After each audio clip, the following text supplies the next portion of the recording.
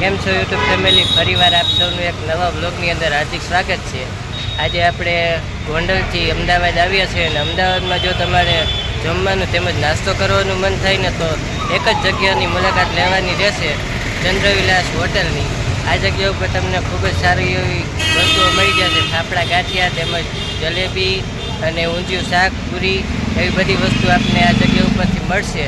તો એકવાર અવશ્ય મુલાકાત લેજો। આપણે ફાફડા ગાંઠિયાનો ટેસ્ટ કર્યો તો ખૂબ જ સારો એવો ટેસ્ટ મળ્યો છે આપને। અમદાવાદમાં ઘણી બધી હોટલો ને એવું ઘણું બધું હોય છે, પણ આપણે આ જગ્યા ઉપર આવ્યા તો આપને ખૂબ સારો એવો અનુભવ થયો છે। જો તમે એકવાર વિઝિટ કરવાનું ભૂલશો નહીં, ચંદ્રવિલાસ હોટલ સન 1900માં શરૂ થયેલી છે આ ચંદ્રવિલાસ હોટલ।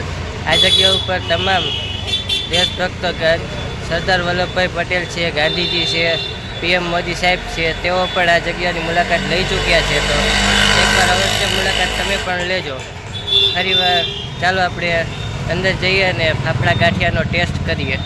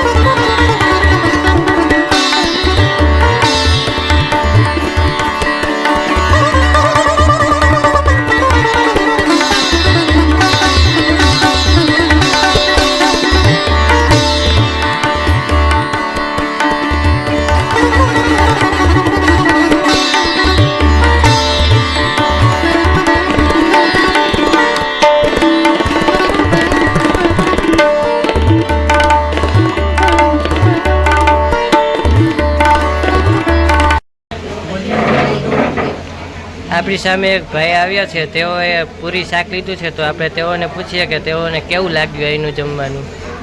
એકદમ સરસ લાગ્યું જમવાનું ચંદ્રવિલાસનું, અને ઊંધિયું તો સારામાં સારું એવું છે।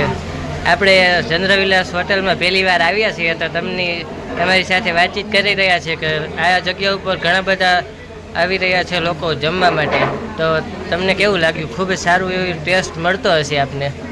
સારામાં સારો ટેસ્ટ, સારામાં સારું।